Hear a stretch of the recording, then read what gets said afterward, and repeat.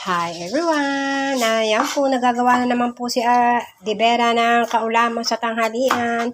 Yan po ay sisig. Yan po ay dilaga muna. Pagkalambot, tsaka po inihaw ni Divera. Ayan po. Ngayon po ay okay na, ginagayat na po ni Divera. Tapos ako po ay nagawa ng sausawan, sili, sibuyas, kalamansi at tuyo. Paborito ko yun ng mga bata, pero hindi po ako nakain yan. Kapag ako pinagkulay na lang kami. Ayan. Yan po ay sisig. Kung iba ang ginagawa ay nilalagyan po ng mayonnaise. Kanya-kanya po yung gusto ko, anong gusto.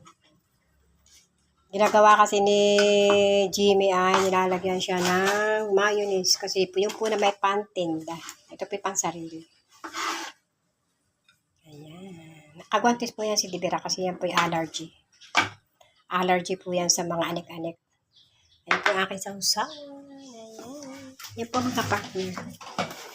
Yan po ay hanggang hapon na ulam ng mga bata. At sila na po naman ang mahilig niyan. Ayan. Okay na po yan. Okay na. Bye-bye na po muna. Bye-bye.